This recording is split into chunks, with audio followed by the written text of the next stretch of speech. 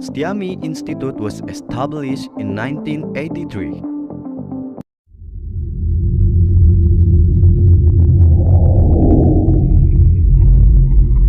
Assalamualaikum warahmatullahi wabarakatuh. Selamat pagi, salam sejahtera untuk kita semua. Perkenalkan, nama saya Iwan Irwansyah, SPDI MA, sebagai dosen tetap di Institut Ilmu Sosial dan Manajemen Stiami. Program studi Ilmu Administrasi Publik, Fakultas Ilmu Administrasi, pengampu mata kuliah Manajemen Pelayanan Publik. Video ini dibuat dengan tujuan sebagai syarat sertifikasi dosen tahun 2025 dalam unjuk kerja Tridharma Perguruan Tinggi atau PDD UKT-PT, khususnya di aspek pengajaran. Saya akan memulai dengan mendeskripsikan terkait mata kuliah Manajemen Pelayanan Publik. Mata kuliah Manajemen Pelayanan Publik merupakan mata kuliah wajib bagi program sarjana Ilmu Administrasi Publik. Secara umum, materi perkuliahan ini akan mengacu pada tema utamanya, yakni tentang manajemen pelayanan publik yang baik. Dari aspek konsep-konsep, paradigma, kebijakan maupun praktek pelayanan publik yang baik di negara maju maupun di negara berkembang. Tujuan manajemen pelayanan publik adalah yang pertama, memenuhi kebutuhan dasar masyarakat secara adil dan merata. Yang kedua, meningkatkan efisiensi dan efektivitas pelayanan pemerintah. Yang ketiga, mewujudkan tata kelola pemerintah yang baik atau good government. Yang keempat adalah mendorong partisipasi masyarakat dalam pengambilan keputusan layanan. Dan yang kelima adalah meningkatkan kepuasan dan kepercayaan masyarakat terhadap pemerintah. Ruang lingkup pelayanan publik, yaitu manajemen pelayanan publik, mencakup pelayanan seperti administrasi kependudukan, KTP, KK, pendidikan dan kesehatan, pelayanan perizinan dan investasi, transportasi publik, keberhasilan dan pengelolaan sampah, air bersih dan listrik, serta layanan digital. Prinsip-prinsip dalam pelayanan publik yaitu transparansi. Transparansi adalah terbuka dalam proses dan informasi layanan. Yang kedua adalah akuntabilitas, yaitu dapat dipertanggungjawabkan secara moral dan hukum. Yang ketiga, partisipatif, yaitu masyarakat dilibatkan dalam perumusan dan evaluasi layanan. Yang kelima, responsif, yaitu cepat tanggap terhadap kebutuhan dan keluhan masyarakat. Kemudian efisiensi dan efektivitas, yaitu memaksimalkan biaya, memaksimalkan hasil. Dan yang terakhir adalah kesetaraan, yaitu memberikan akses layanan kepada seluruh masyarakat tanpa diskriminasi. Dimensi-dimensi pelayanan publik, yaitu yang pertama adalah tangible atau bukti fisik. Di antaranya adalah fasilitas, sarana prasarana, dan penampilan pegawai. Yang kedua adalah reliability atau keandalan, yaitu kemampuan memberikan layanan yang akurat dan konsisten. Yang ketiga adalah responsiveness, yaitu daya tanggap, kesigapan dan kecepatan dalam membantu. Yang kelima adalah jaminan, pengetahuan, kesopanan, dan kepercayaan dari penyediaan layanan. Kemudian empati, perhatian, dan kepedulian terhadap penggunaan layanan. Dan yang terakhir adalah keadilan dan inklusivitas. Akses secara semua, akses untuk semua kalangan masyarakat. Model-model dalam pelayanan publik. Yang pertama, model tradisional birokratis. Pelayanan kaku, terpusat, hierarkis, dan fokus pada prosedur, bukan pada kebutuhan masyarakat. Yang kedua adalah model New Public Management. New Public Management tanda tanyanya adalah pendekatan manajerial ala swasta dalam pelayanan publik. Dan yang kedua adalah tanda tandanya menekankan efisiensi, kualitas, hasil, dan kompetisi antar unit layanan. Model yang ketiga adalah New Public Service. Orientasi pada melayani bukan mengendalikan. Dan yang kedua, fokus pada nilai-nilai demokrasi dan partisipasi warga negara. Model yang keempat adalah Co-Production, yaitu pelayanan dikembangkan bersama masyarakat sebagai mitra.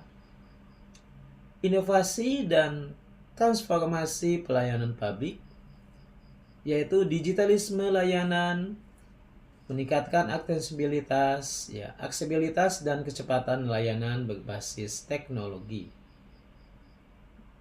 Yang kedua adalah mal pelayanan publik, mengintegrasikan berbagai layanan publik dalam satu tempat. Dan ketiga adalah pelayanan berbasis kepuasan pelanggan, customer satisfaction, fokus pada persepsi, harapan, dan pengalaman warga. Yang keempat adalah dari inovasi ini, yaitu penggunaan indeks kepuasan masyarakat atau IKM, mengukur kualitas layanan berdasarkan persepsi masyarakat. Tantangan dalam pelayanan publik diantaranya adalah satu, birokrasi yang kaku dan lambat, sehingga menyebabkan masyarakat tidak nyaman dalam mendapatkan pelayanan publik. Yang kedua adalah korupsi dan kolusi dalam proses pelayanan. Ini adalah masalah yang terbesar di negara kita, yaitu budaya korupsi yang selalu ada di mana-mana. Dan yang ketiga adalah kurangnya kompetensi dan integritas aparatur. Ini perlu untuk ditingkatkan oleh pemerintah dalam meningkatkan kompetensi dan integritas aparatur.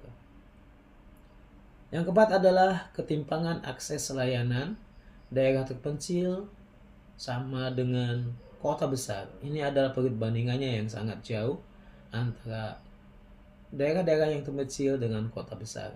Maka kedepannya harus pemerataan dalam pembangunan layanan. Yang terakhir adalah minimnya partisipasi masyarakat. Masyarakat sangat enggan untuk datang ke instansi pemerintah untuk mendapatkan layanan. Tantangan dalam manajemen pelayanan publik tadi adalah sebagai bentuk bagaimana kita harus memperbaikinya, berusaha semaksimal mungkin bersatu, berintegritas, pemerintah dengan instansi-instansi terkait.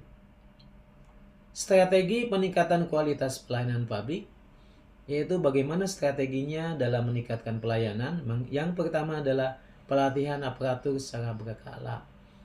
Dilakukan pelatihan, workshop, seminar, dan sebagainya. Yang kedua adalah standarisasi prosedur pelayanan. Adanya SOP dalam pelayanan publik. Yang ketiga adalah penerapan teknologi informasi dan komunikasi. Yang keempat adalah penilaian berkala melalui survei masyarakat. Dan yang terakhir adalah mendorong budaya kerja, melayani bukan dilayani. Bagaimana ini membentuk budaya kerja, yaitu cepat respon terhadap pelayanan, bukan untuk dilayani. Teori dan pendekatan dalam manajemen pelayanan publik, yaitu yang pertama adalah teori klasik, yaitu proses pelayanan berdasarkan hierarki dan akurat atau aturan yang ketat. Yang kedua tandanya adalah kelebihan, stabil dan terstruktur. Yang kelemahannya lambat dan kurang adaptif. Yang kedua adalah teori dalam pendekatan pelayanan publik, yaitu New Public Management. Pendekatan manajemen swasta di sektor publik, tapi fokus pada efisiensi hasil output, orientasi pada pelanggan. Yang ketiga adalah konsep penting, yaitu kontraktualisme, desentralisme, dan akuntabilitas. New Public Service, yang ketiga adalah New Public Service, yaitu pemerintah sebagai pelayanan publik, bukan penguasa. Warga negara sebagai mitra aktif, bukan pelanggan pasif. Dan prinsipnya adalah demokrasi, keadilan sosial, dan partisipasi. Go Production. Pelayanan publik bersama masyarakat warga sebagai partner, bukan sekedar penerima, dan cocok untuk pelayanan berbasis komunitas. Selanjutnya, standar pelayanan publik atau SPP mengacu pada Undang-Undang Nomor 25 Tahun 2009 tentang pelayanan publik. Standar pelayanan publik meliputi prosedur layanan, waktu penyelesaian, biaya layanan, produk layanan, sarana dan prasarana, kompetensi pelaksana, mekanisme pengaduan. Kemudian siapakah aktor kunci dalam pelayanan publik? Yang pertama adalah aktor kunci dalam pelayanan publik, yaitu pemerintah pusat atau pemerintahan daerah, yang mana perannya adalah penyusun kebijakan dan penyedia layanan. Yang kedua adalah aktor dari layanan publik, yaitu birokrasi. Perannya adalah pelaksana teknis dalam layanan publik. Yang ketiga adalah masyarakat atau warga masyarakat, yaitu pengguna layanan pemberi umpan balik. Kemudian dalam aktor layanan publik yang selanjutnya adalah SLSM atau media. Perannya adalah pengawas informal dan pemberi kritik. Permasalahan dalam pelayanan publik yang selanjutnya adalah birokrasi lambat dan berbelit-belit, korupsi dan penguatan liar dan sebagainya. Kemudian selanjutnya adalah contoh implementasi di Indonesia dalam pelayanan publik, yaitu adalah yang pertama, lembaga dalam instansi pemerintah, Disdukcapil. Inovasi dan pelayanan adalah layanan KTP online, cetak mandiri, anjungan Disdukcapil mandiri. Kemudian instansi yang kedua adalah BPJS Kesehatan. Inovasi dalam pelayanannya adalah bayar JKN, pelayanan digital untuk klaim dan pendaftaran. Kemudian yang ketiga adalah BPKAD. Bagaimana inovasi dalam pelayanannya adalah pajak kendaraan online, samsat digital, dan sebagainya. Yang ketiga adalah instansi penerima modal, yaitu OSS, RBA untuk izin usaha secara daring. Jadi pelayanan publik ini sangat penting bagi masyarakat atau bagi peningkatan layanan di Indonesia ini. Semoga dengan mata kuliah ini bisa memberikan gambaran, bisa memberikan wawasan kepada mahasiswa-mahasiswa di Institut Ilmu Sosial dan Manajemen Setiami, sehingga bisa mendistribusikan ilmu yang didapatnya di masyarakat dan menjadi agen perubahan, menjadi contoh di masyarakat sekitarnya. Jadi manajemen pelayanan publik adalah kunci bagi terciptanya pemerintah yang responsif, efisiensi, dan dipercaya oleh masyarakat.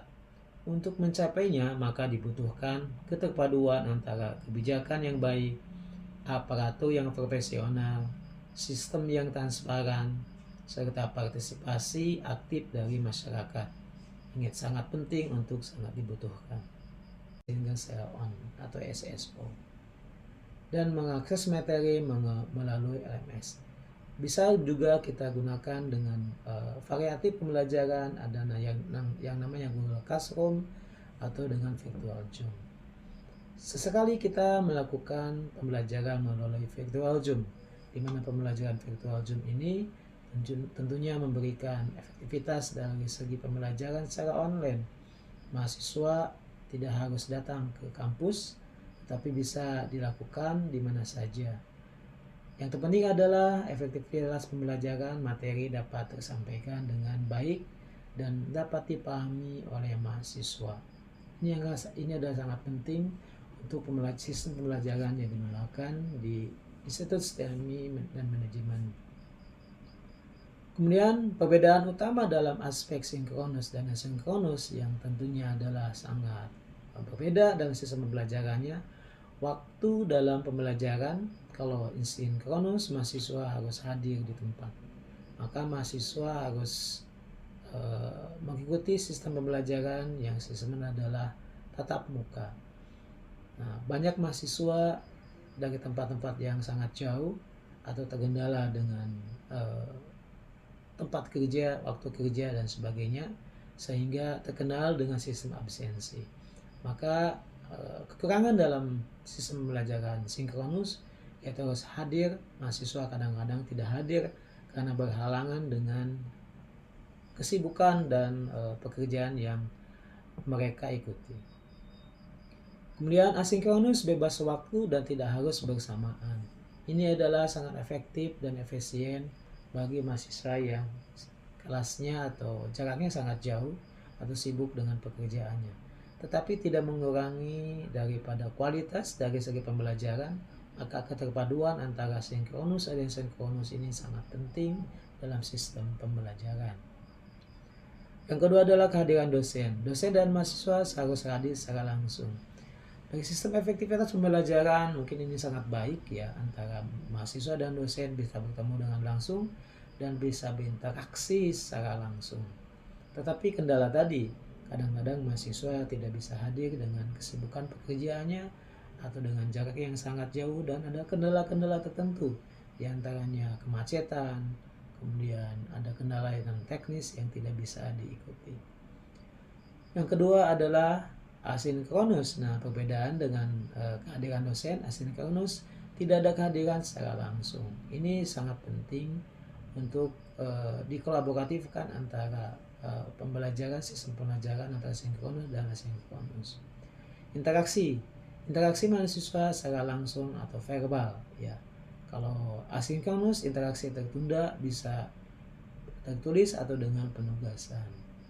Tentunya ini tidak mengurangi daripada kualitas pembelajaran. Penugasan sangat penting. Bagaimana kita menuntut mahasiswa untuk bisa memberikan sisi ruang untuk kreativitas dan inovasi terhadap mahasiswa, bisa mengembangkan inovasi dan kreativitasnya dari sisi penugasan. Fleksibilitas dari pembelajaran sinkronus ya tentunya sangat terbatas dalam mengikuti jadwal, dan asinkronus sangat fleksibel dalam sesuai dengan waktu mahasiswa. Dan akses materi dari pembelajaran, kalau akses materi sinkronus sekaligus dan bersamaan. Tentunya pembelajaran secara tatap muka bisa dilakukan secara langsung atau sekaligus dan bersamaan. Tapi dengan asinkronus maka bisa diulang dan kapan saja. Mahasiswa bisa membuka materi kapan saja, dan mahasiswa bisa membuka rekaman pembelajaran kapan saja, sehingga memberikan dampak efektivitas dalam pembelajaran. Kebutuhan internet. Nah, tentunya dalam sisi kebutuhan internet, kalau sinkronus tidak membutuhkan internet karena sistemnya adalah real time dan secara tatap muka. Tapi asinkronus adalah harus membutuhkan jaringan internet yang sangat kuat. Maka tidak bisa dilakukan pembelajaran asinkronus seperti pembelajaran secara online kalau tanpa dengan internet yang kuat. Kendalanya adalah ketika pembelajaran dilakukan secara asinkronus, maka mahasiswa tidak memiliki jaringan internet yang sangat kuat, maka menjadi kendala dalam sistem pembelajaran asinkronus. Nah, contoh media yang digunakan bisa menggunakan Zoom, kemudian Google Meet, Teams, Live Chat, dan sebagainya. Kalau classroom, penugasan, dan sebagainya untuk sistem asinkronus. Kelebihan dan kekurangan sinkronus tentunya memiliki dampak yang berbeda-beda. Nah, ini adalah dipadukan antara pembelajaran sinkronus dengan pembelajaran asinkronus. Strategi penggunaan keduanya atau blended learning atau hybrid learning untuk hasil maksimal, Institut Pendidikan Institut Setiami mengadopsi kedua pembelajaran ini dengan blended learning yang menggabungkan sinkronus untuk diskusi dan klasifikasi materi dan asinkronus untuk pendalaman materi dan tugas. Implikasi dalam perencanaan pembelajaran untuk dosen dalam sistem pembelajaran ini adalah harus menguasai platform digital. Tentunya dosen bisa menguasai platform digital, menjadikan materi pembelajaran yang mandiri, memberikan umpan balik yang terjadwal, mendorong interaktif antara mahasiswa dengan dosen, live maupun melalui forum. Untuk mahasiswa tentunya dengan sistem pembelajaran ini yaitu menjaga disiplin dan manajemen waktu, aktif bertanya dalam sisi sinkronus, bertanggung jawab atas belajar mandiri. Ini adalah sangat penting. Contoh implementasi pembelajaran di Indonesia yaitu Kampus Merdeka, Sibima UPU, Kementerian PUPR, dan Supermen Mandiri, Kemendikbud.go.id dalam pembelajaran itu. Jadi pada dasarnya pembelajaran sinkronus dan asinkronus keduanya merupakan pendekatan penting dalam pendidikan daring. Sinkronus unggul untuk interaksi langsung dan membangun hubungan sosial. Asinkronus unggul dalam fleksibilitas dan kemandirian belajar. Kombinasi keduanya, blended learning adalah strategi yang sangat baik. Dosen perlu adaptif dan kreatif dalam menggunakan keduanya. Tentunya saya memaksimalkan metode pembelajaran sinkronus dan metode pembelajaran asinkronus. Pembelajaran yang digunakan dengan menggunakan sinkronus dan asinkronus, di mana metode pembelajaran yang digunakan adalah pembelajaran aktif yang mengutamakan peran dan keaktifan pada proses perkuliahan, yaitu dengan ceramah, pembelajaran korporatif, tanya jawab, presentasi mahasiswa, small group discussion, penugasan mandiri, dan kelompok. Pertemuan ini pada mata kuliah ini adalah terdiri dari 16 sesi, di mana terdirinya adalah 7 sesi sebelum UTS, pada sesi ke-8 dengan pelaksanaan UTS, dan 7 seksi sebelum pelaksanaan UAS, dan sesi ke-16 dalam pelaksanaan UAS.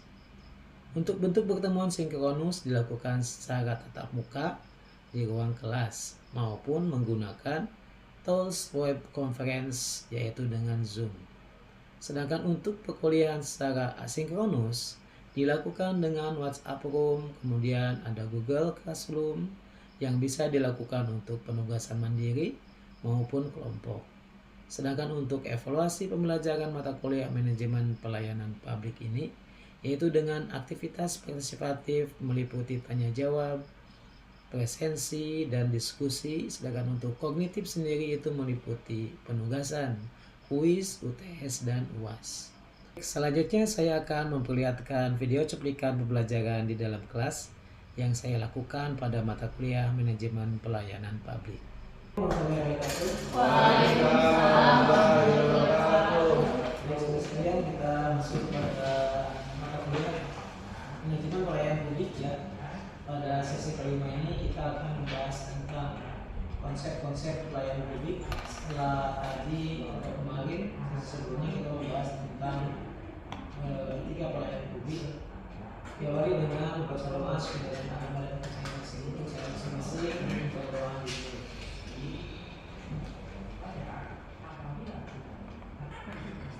selesai. Sudah sekalian, kita akan membahas tentang konsep-konsep pelayanan publik.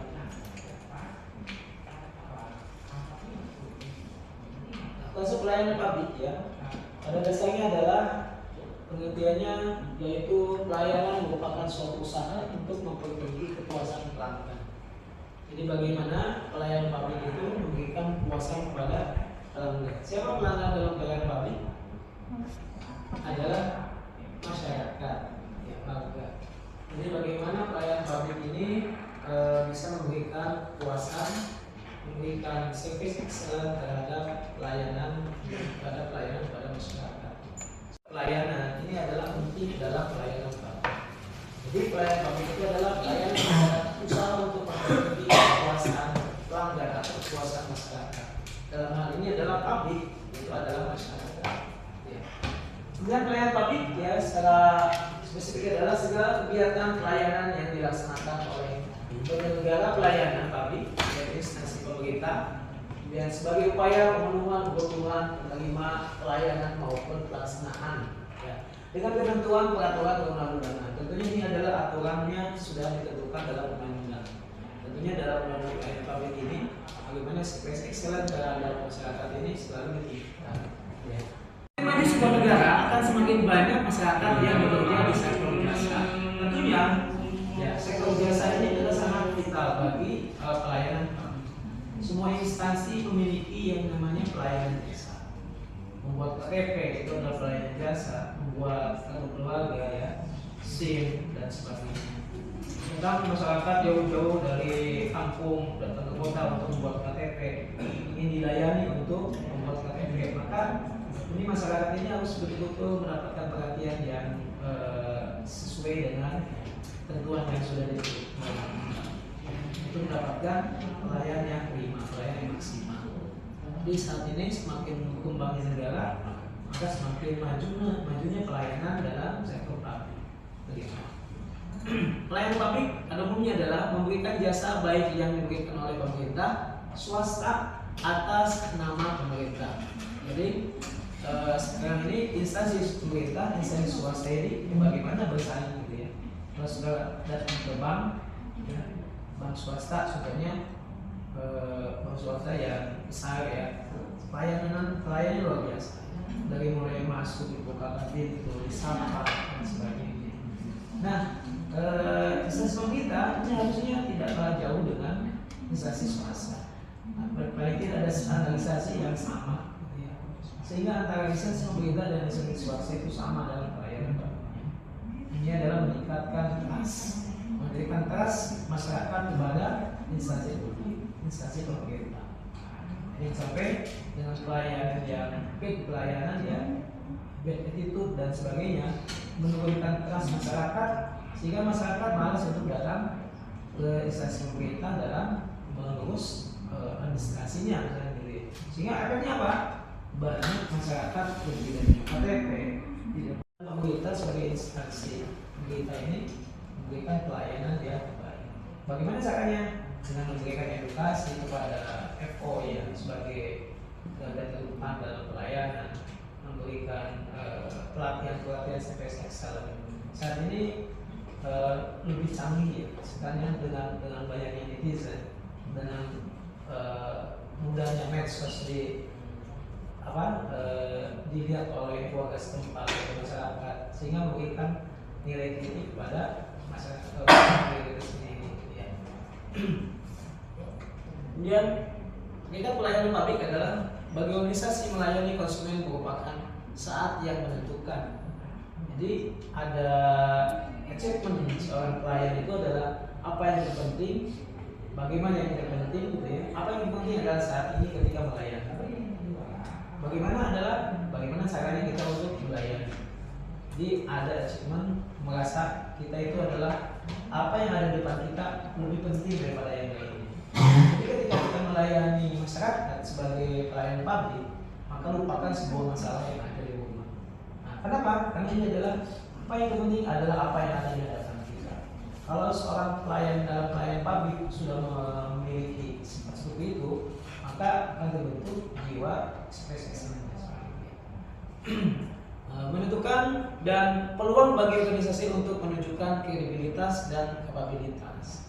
Ini adalah seorang FO atau garda terdepan dalam pelayanan publik itu bagaimana menunjukkan kapabilitas dan kapabilitas sebagai pelayanan.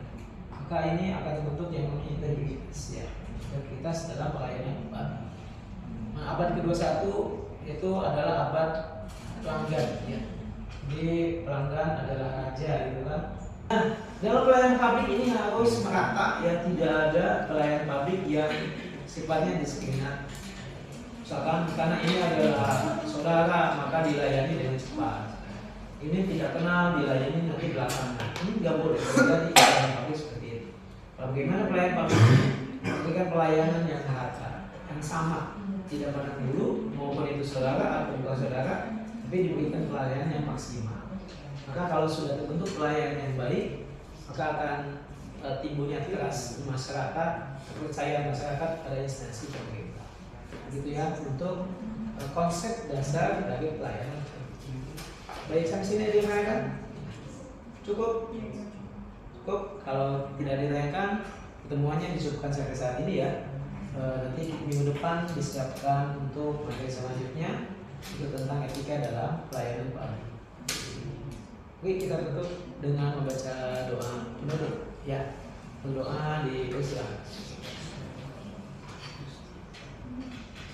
Terima kasih. Assalamualaikum warahmatullahi wabarakatuh. Demikianlah video PDD UKT PT bidang pengajaran Iwan Irwansyah SPDI MA.